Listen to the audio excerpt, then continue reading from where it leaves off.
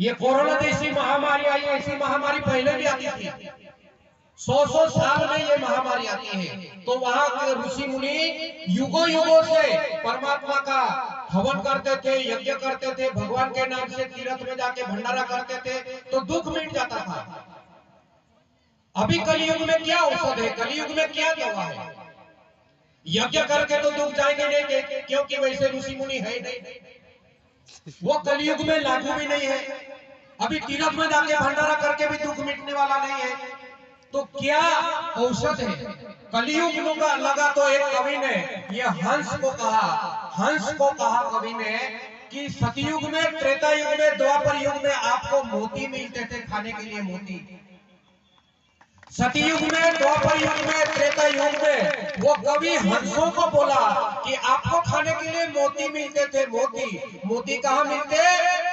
दरिया के पेट में मोती रहते, और जून महीने के आसपास दरिया के वहां ताकत निर्माण होती, वो मौसम बदलता और दरिया के पेट में से तूफान आता, वो तूफान दरिया के पेट के मोती बाहर लेके आता और वो मोती हंस खाते।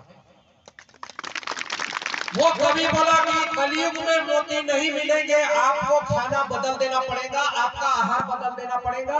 ये सतयुग, त्रेता युग, द्वापर युग वाला आहार नहीं मिलेगा। कलयुग में आपको मोती नहीं मिलेंगे, आपको आहार बदल देना पड़ेगा। हंस क्या बोले मालूम है? हंस क्या बोले संत कवि को?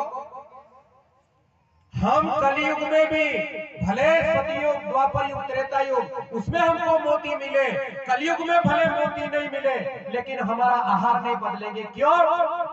जहां जहां संत आएंगे, जहां जहां गुरु महाराज आएंगे, जहां जहां सतगुरु आएंगे, जहां जहां संत आएंगे, वहां संतों के कार्यक्रम में भजन कीर्तन चलेगा। संत के, गुरु महाराज के शब्द, गुरु महाराज की वाणी, गुरु महाराज का भजन और संतों के शब्द निकलेंगे, वो हम मोती के स्वरूप में ग्रहण करेंगे। संतों के शब्द खा के हम जीवन गुजार लेंगे, लेकिन आहार नहीं बदलेंगे, ऐसा हंस ने बोला था। ये जो पब्लिक है ना, ये हंस स्वरूप है, और ये गुरु महाराज है ना, ये इनके शब्द मोती के जैसे हैं। अभी हंस को मोती नहीं मिलेंगे, लेकिन कलयुग में हंस कौन है? कलयुग में जनता हंस है और संतों के शब्द मोती है। एक शब्द भी तुम्हारे जीवन में आ गया, एक शब्द भी जीवन में आ गया ना, जीवन पलटी हो जाएगा, जीवन बदल जाएगा, तुम्हारा जीवन परिवर्तन हो जाएगा। तुमने तो मच्छी खाया होगा, तुमने तो मुर्गी खाया होगा, ये बकरे का मटन खाया होगा, छोटी छोटी बातें किया होगा। हम नागालैंड में थे, नागालैंड में मटन खलास हो जाता था ना, तो ऊंट का मटन क्या था, ऊंट का मटन डब्बे में आता, ऊंट का। तुमने तो छोटे छोटे खाया होंगे, हमने ऊंट का भी खाया है, फिर भी हमको भजन बोलना पड़ रहा है। ऊंट वाला भजन बोलता है तो कुकड़ी वाले को तो बोलना पड़ेगा।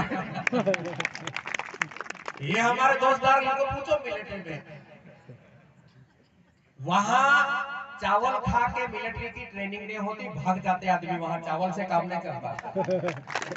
मर जाएगा आदमी, चावल खाएगा ना तो ट्रेनिंग में मर जाएगा, 9 महीने में मर जाएगा। ये गेहूं की रोटी इतना ढिगारा करके खाना पड़ता है। ये तुम्हारे नजदीक वाला आया है, उसको पूछना। ये गेहूं की रोटी, दादर की रोटी, जो रोटी है वो खा के, जड़ खा के वो मिलिट्री वाले जीते हैं, जब अपन यहाँ सुख में बैठे। ऐसा नहीं है, एक एक पल वो बॉर्डर पे बैठे, एक एक पल वो बॉर्डर पे राइफल लेके खड़े हैं। तब हाँ अपन ये चिखा लिया, ये तुम्हारा गांव में ये सत्संग आराम से हो रहा है। इतनी आसानी से बॉर्डर पे सत्संग भजन नहीं होता है। ये मिलिट्री के आदमी भजन सत्संग में क्यों आए कि 70 साल पहले अपनी परिस्थिति ऐसी नहीं थी, अपने माँ बाप पे मोबाइल नहीं थे, अपने जो दादा थे उनके ऊपर ये गाड़ियां नहीं दिया, इनोवा, बोलेरो, सुमो, ये स्टेज पर नेता बैठे हैं ना, इनके भी बंगले नहीं थे, इनके भी गाड़ियां नहीं थी। ये स्टेज पे जितने नेता है हम हैं, हमारे साथ जितने कार्यकर्ता है, ये बड़े बड़े मकान, ये गाड़ियां, ये आज तुम देखो वहां मैदान में, ये महाराज के जहां गुरु महाराज थे वहां 200 गाड़ियां होंगी, 200 गाड़ियां, 200 गाड़ी मोटरसाइकिल होंगी। रथ में गुरु महाराज आए, बैलगाड़ी भी नहीं मिलती थी, बैलगाड़ी, अभी तो रथ में गुरु महाराज आए। 60 साल पहले लड़ाई पैसों की नहीं थी, लड़ाई सोना चांदी की नहीं थी, लड़ाई गाड़ियों की नहीं थी, लड़ाई एक ही लड़ाई थी 60-70 साल पहले अपने माँ बापों की। क्या लड़ाई थी? 2 वक्त की रोटी कैसे मिलेगी, यही लड़ाई मेन थी। उसके सोना चांदी मोबाइल और ये गाड़ियों की लड़ाई नहीं थी।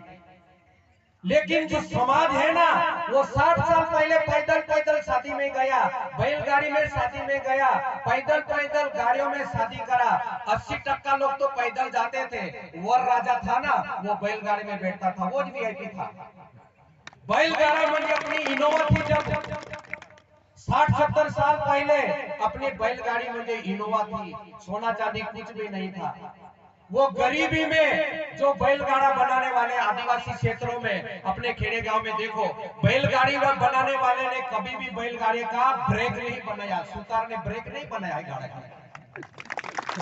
ऐसा कभी सुना है क्या? शादी में गए थे और सामने सामने 2 बैलगाड़ी एक्सीडेंट हो गए थे और चारों बैल जगह पे मर गए थे, ऐसा कभी सुना था?